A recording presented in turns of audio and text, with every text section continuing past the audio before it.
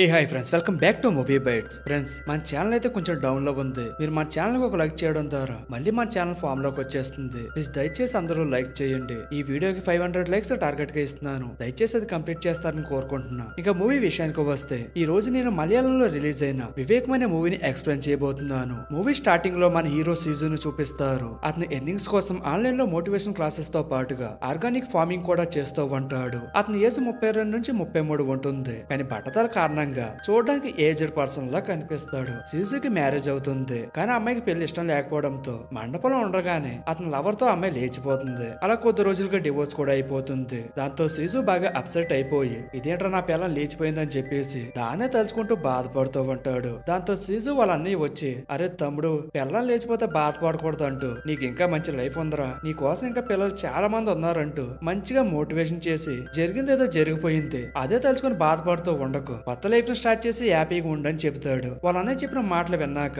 మన సీజుకి బాగా జ్ఞానోదయం అయిపోయి, నాకు ఇంకా జీవితం చాలా ఉందని చెప్పేసి నెక్స్ట్ సీన్ లో సీజు ఫస్ట్ ఆఫ్ ఆల్ తన లుక్స్ ని మహేష్ బాబు అవుదామని చెప్పేసి చాలా బాగా చేంజ్ చేసుకుంటాడు. కానీ మనోడికి అదే రాసి పెట్టుంది అనుకోండి. తర్వాత తన ఫామ్ ని చూసుకుంటూ తనకు తానుగా చాలా బిజీగా ఉంటాడు. సీజు ఫ్యామిలీ విషయానికి వస్తే, సీజు వాళ్ళమ్మ సీజుతో కలిసి ఉంటుంది. ఎందుకంటే మనోడు ఎక్కడ ఏ తొందరపాటు పని చేస్తాడని చెప్పేసి వాళ్ళమ్మ భయం వాళ్ళమ్మది. ఇంకా సీజు వాళ్ళ అన్నయ్య సుభాష్ వాళ్ళ వైఫ్ తో కలిసి వేరే ఊర్లో ఉంటాడు. కానీ తరచూ సీజు వాళ్ళ ఇంటికి వచ్చి వెళ్తూ ఉంటాడు. సీజుకు ఒక చెల్లి కూడా ఉంటుంది. ఆమె మ్యారేజ్ చేసుకుని హ్యాపీగా అమెరికాలో ఉంటుంది. సీజు చెల్లెలకి ఒక బాబు ఉంటాడు. పాపం సీజు చెల్లెలు ఇంకా వాళ్ళ హస్బెండ్ ఇద్దరు కూడా జాబ్ చేస్తూ ఉంటారన్నమాట. వాళ్ళు ఎంజాయ్ చేద్దామని చెప్పేసి ఏదోలాగా వాళ్ళ పిల్లల్ని చూసుకోవడానికి సీజు వాళ్ళ అమ్మని అమెరికా వచ్చామంటారు. కానీ సీజును ఒంటరిగా వదిలేసి వెళ్ళడం ఆమెకి ఇష్టం ఉండదు. దాంతో సుభాష్ సీజుకు మళ్ళీ పెళ్లి చేసేస్తే అతని గురించి ఆలోచించడానికి సీజు భార్య ఉంటుంది కదా అని చెప్పి పెద్ద సలహా ఇస్తాడు. నెక్స్ట్ సీన్ లో సీజు కూడా మంచిగా పెళ్లి చేసుకోవాలని చెప్పి డిసైడ్ అవ్వి సుభాష్ వాళ్ళ ఫ్రెండ్ సునీల్ ఆఫీస్ కి వెళ్తాడు. సునీల్ ఒక మ్యాట్రిమోనీని రన్ చేస్తూ ఉంటాడు. అక్కడ సునీల్ సీజు ఫొటోస్ తీసుకొని ఇంకా అతని డీటెయిల్స్ కూడా నోట్ చేసుకొని అతనికి ఒక ప్రొఫైల్ రెడీ చేసి మ్యాట్రిమోనీ వెబ్సైట్ లో అప్లోడ్ చేస్తాడు. తర్వాత సునీల్ సీజుకి కొంతమంది అమ్మాయిల ప్రొఫైల్స్ చూపిస్తాడు.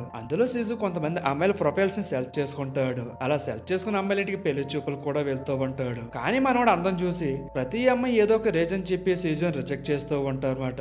ఆ విషయమే ఆలోచిస్తూ రోడ్డు మీద నిలబడి బస్ కోసం వెయిట్ చేస్తూ ఉంటాడు. అప్పుడే సడన్ గా కొంతమంది ఒక గ్రూప్ గా వచ్చి రోడ్డు మీద నిలబడి ధర్నా చేస్తూ గట్టిగా అరుస్తూ ఉంటారు. వాళ్ళని కంట్రోల్ చేయడానికి పోలీసులు వచ్చి అందరి మీద లాఠీ చార్జ్ చేస్తూ ఉంటారు. బై మిస్టేక్ ఆ గుంపులో సీజు కూడా ఉంటాడు. మనోడు చూడడానికి కొంచెం దొంగలు పట్టే వాళ్ళు ఉంటాడు. అందువల్ల పోలీసులు సీజును కూడా ఆ గ్రూప్ మెంబర్ అనుకొని అతను కూడా బాగా కొడతారు. నెక్స్ట్ సీన్ లో సునీల్ సీజు మ్యారేజ్ గురించి మాట్లాడుతూ, సీజుకి డివోర్స్ అయ్యింది కాబట్టి సెకండ్ మ్యారేజ్ కోసం వెయిట్ చేసే అమ్మాయిని పెళ్లి చేసుకోమని చెప్పి సలహా ఇస్తాడు. ఆ ఐడియా అందరికీ నచ్చుతుంది. అప్పుడు సునీల్, నాకు తెలిసిన ఒక అమ్మాయి ఉంది, ఆమె ఐశ్వర్య కంటే చాలా అందంగా ఉంటుంది, ఆమెకి డివోర్స్ కూడా అయిపోయింది, సెకండ్ మ్యారేజ్ కోసం వెయిట్ చేస్తుంది. ఆ అమ్మాయి పేరు సజిత. యాక్చువల్ గా నయనతార అని పెట్టాలి, కానీ వాళ్ళ అమ్మా నాన్న సజిత అని పెట్టేశారు. ఆమె పోలీస్ కానిస్టేబుల్ గా జాబ్ చేస్తుందని చెప్పి చెబుతాడు. పోలీస్ జాబ్ అని వినగానే మనోడికి పాత దెబ్బలని గుర్తొచ్చి ఒక్కసారిగా భయపడతాడు. కానీ సీజు వాళ్ళ అమ్మ అంటే సుభాష్ నచ్చ చెప్పడంతో ఒప్పుకుంటాడు. నెక్స్ట్ సీన్ లో సునీల్ తో కలిసి సీజు సజితని కలవడానికి వెళ్తాడు. అక్కడ సజిత రోడ్ లో ఉన్న పబ్లిక్ ని కంట్రోల్ చేస్తూ డ్యూటీలో ఉంటుంది. సునీల్ కాల్ చేయడంతో పక్కనే ఉన్న రెస్టారెంట్ లో వెయిట్ చేయమని చెప్పి పర్మిషన్ తీసుకుని కొంచెం సేపు తర్వాత జాయిన్ అవుతుంది. సీజును చూడగానే, అరే అంతకు ముందు నేను లాఠీతో ఫుల్ గా కుమ్మేసానని చెప్పి గుర్తు చేసుకుంటుంది. ఆ మాటలకి సునీల్, సీజు అసలు అలాంటి గుంపుల్లోకే వెళ్ళడని చెప్పి అంటాడు. కానీ సజిత మాత్రం, యాక్చువల్ గా నేను ఎవరిని గుర్తు పెట్టుకోను, సీజు ఫేస్ మాత్రం దొంగలు పట్టే వల్ల ఉంది, అందుకే నాకు బాగా గుర్తుండిపోయిందని చెబుతుంది. దాంతో సీజు తన పైన లాఠీ చార్జ్ చేసింది సజిత అని చెప్పి తెలుసుకుంటాడు. తర్వాత సజిత మాట్లాడుతూ తన ఫ్యామిలీ గురించి అండ్ ఆమె ఫేస్ చేసిన ప్రాబ్లం గురించి చెబుతుంది. ఆమె గురించి తెలుసుకున్న సీజు సజిత అని అతనికి పర్ఫెక్ట్ లైఫ్ పార్ట్నర్ అని చెప్పి డిసైడ్ అవుతాడు. ఈ ప్రపంచంలో ఆమె తన కోసమే పుట్టిందని చెప్పేసి గొప్పగా ఫీల్ అవుతాడు. సజితకు కూడా మన సీజు బాగా నచ్చుతాడు. దాంతో వాళ్ళిద్దరు ఫ్యామిలీస్ కూడా పెళ్లి కొప్పుకుంటారు. సజిత అండ్ సీజు కూడా తరచూ మీట్ అవుతూ ఉంటారు. ఒకసారి సజిత సీజుతో, మీరు గతంలో జరిగిందంతా మర్చిపోయి ఫ్యూచర్ ని స్టార్ట్ చేయాలని చెప్పి డిసైడ్ చేసుకున్నారు. అలా చెయ్యాలంటే చాలా ధైర్యం కావాలి, మీలో నాకు అది బాగా నచ్చింది, కాబట్టి మీరే నా సూపర్ హీరో అని అంటుంది. ఆ మాటలు విన్న సీజు కూడా బాగా మురిసిపోతూ ఉంటాడు. ఇంకా ఆమె గురించి చెబుతూ, నేను బాగా చదువుకొని మంచి జాబ్ చేయాలని చెప్పి కలలు కనేదాన్ని, కానీ మా అక్క మా పేరెంట్స్ కి ఇష్టం లేకుండా తన లవర్ తో కలిసి జంప్ జలానే అయిపోయింది. దాంతో మా నాన్న నేను కూడా ఎక్కడ అలాంటి పని చేస్తానేమో అని తొందరపడి నాకు పెళ్లి చేసేశారు. కానీ నా హస్బెండ్ ఒక రాక్షసుడు, అతను కేవలం కట్నం కోసం మాత్రమే నన్ను పెళ్లి చేసుకున్నాడు. నా మీద అతనికి కొంచెం కూడా ప్రేమ లేదు. డైలీ మందు తాగి వచ్చి నన్ను కొడుతూ ఉండేవాడు. ఈ టార్చర్ భరించలేక అతను ఇంకా మారడని చెప్పి అర్థం అవ్వి డివోర్స్ తీసుకున్నాను. ఈ పోలీస్ జాబ్ లో కూడా అతని కోసమే జాయిన్ అయ్యాను. ఏదో ఒక రోజు అతను ఏదో ఒక తప్పు చేసి జైలుకు వస్తాడు. అప్పుడు నా కోపం మొత్తం తీరే వరకు వాడిని పిచ్చ కుమ్ముడు కుమ్మాలనేది నా ఆశ అని చెప్పి చెబుతుంది. దానికి సీజు రోడ్డు మీద తిన్న లాఠీ టేపలు గుర్తు చేసుకుంటూ పాపం వాడిని చేతికి దొరికితే వాడి పని ఏంటో అని చెప్పి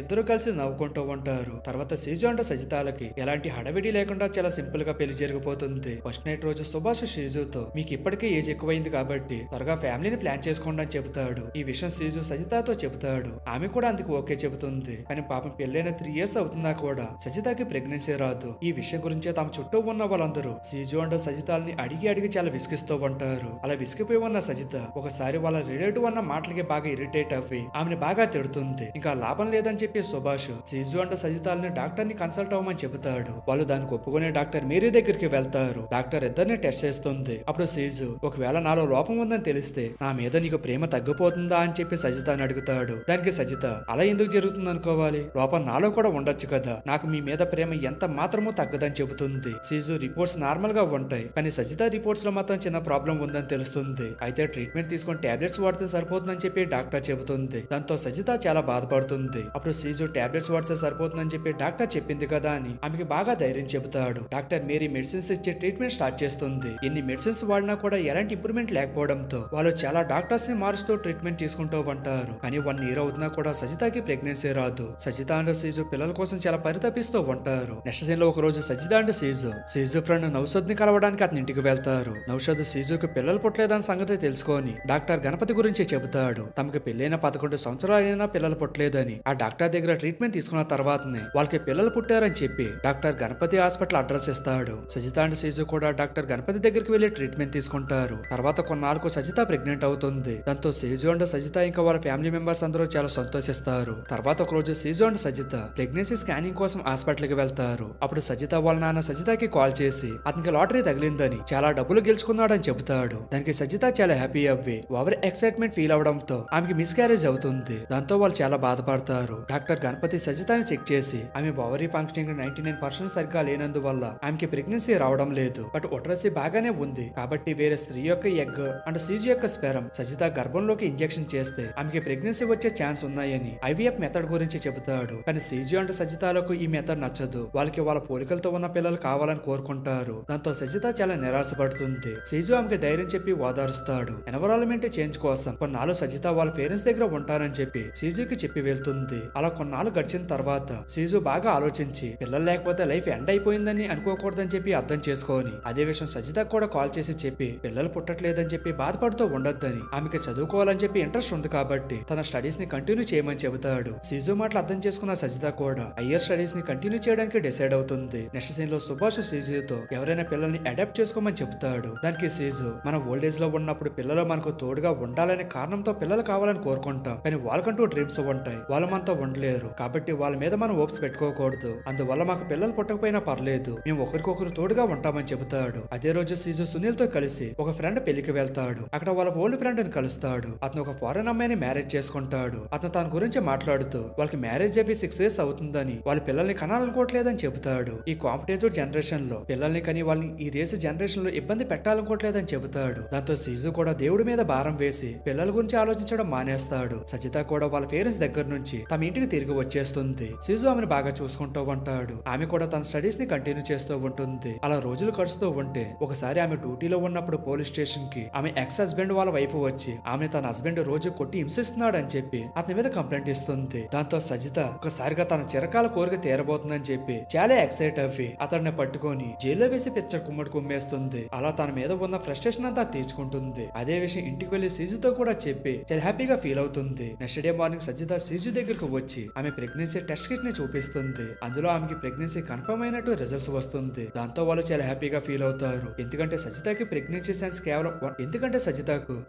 సెన్స్ కేవలం 1% మాత్రమే ఉందని చెప్పి డాక్టర్ చెప్పి ఉంటాడు. అలా సీజు కూడా ఆమె రాసిన ఎగ్జామ్స్ లో డిస్ట్రిక్ట్ లెవెల్ లో పాస్ అయిందని చెప్పి గుడ్ న్యూస్ చెబుతాడు. కట్ చేస్తే సీన్ 15 months తర్వాత చూపిస్తారు. సీజు హ్యాపీగా ఒక చిన్న పాపని ఎత్తుకొని ఉన్నట్టు చూపిస్తారు. సజిత అండ్ సీజు డాక్టర్ గణపతిని కలవడానికి పాపను తీసుకుని వెళ్తారు. డాక్టర్ పాపను చూసి అసలు నమ్మలేకపోతాడు. దానికి సీజు డాక్టర్ తో మన కొన్ని విషయాలు దేవుడిపైనే వదిలేయాలి, అది 1% లేదా 0% కావచ్చు, ఆ దేవుడి దయ వంటి ఏదైనా సాధ్యమవుతుందని చెప్పి వెళ్ళిపోతాడు. ఇక్కడతో మన సూపర్ హీరో సీజు అలాగే సూపర్ ఉమెన్ సజిత స్టోరీలు కూడా ఎండ్ అవుతుంది. సో ఇది ఫ్రెండ్ ఇవాల్టి వీడియో. ఈ వీడియో పైన మీ ఒపీనియన్ ఏంటో కామెంట్ సెక్షన్ లో చెప్పండి. అండ్ అలాగే ఈ వీడియో కూడా మీకు నచ్చినట్టయితే లైక్ చేసి మీ ఫ్రెండ్స్ అండ్ ఫ్యామిలీ మెంబర్స్ కూడా వీడియో షేర్ చేయండి. మన ఛానల్ అయితే సబ్స్క్రైబ్ చేసుకోవడం చేసుకోవడం అయితే మర్చిపోకండి ఫ్రెండ్స్. మెయిన్ గా లైక్ బటన్ ఒకటి ఇచ్చేసి వెళ్ళిపోండి. మరొక వీడియోతో మళ్ళీ కలుద్దాం. Thank you friends. జై హింద్.